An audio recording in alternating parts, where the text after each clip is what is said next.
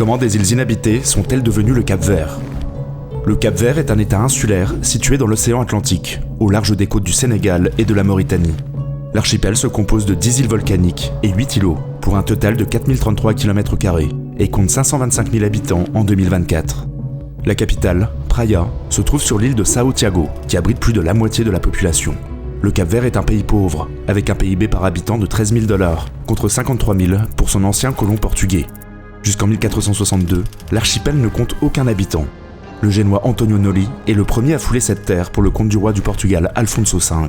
Il fonde la première colonie européenne de plantation, et dans le cadre de la traite atlantique, le Cap-Vert devient la plaque tournante des déportations d'esclaves d'Afrique de l'Ouest vers l'Amérique, tout en convertissant de force les esclaves au catholicisme. L'actuelle population du Cap-Vert est issue du métissage entre les colons portugais et les populations noires importées. La langue, le créole capverdien, est aussi le fruit de ce mélange. Au XVIIIe et XIXe siècle, le Cap-Vert traverse plusieurs crises. Concurrencées par les plantations antillaises et américaines, les îles ne sont plus des comptoirs commerciaux de premier ordre, tandis que des sécheresses, fréquentes, provoquent des famines entraînant la mort de plus de 100 000 personnes. Au tournant des années 1960, les deux anciennes colonies portugaises du Cap-Vert et de la Guinée-Bissau s'unissent pour obtenir leur indépendance. En 1974, la dictature portugaise vacille et la révolution des œillets éclate.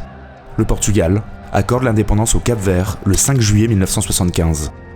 Aujourd'hui, malgré son apparente pauvreté, le pays connaît la stabilité. Son économie connaît une croissance de 5% par an, en partie liée à l'essor du tourisme. Le Cap-Vert est célèbre pour son importante diaspora. 800 000 Capverdiens résident à l'étranger, dont 500 000 aux États-Unis. Le Cap-Vert débarque sur le devant de la scène internationale à l'occasion de la Coupe du Monde 2026, qui marque sa première participation à la plus prestigieuse des compétitions internationales.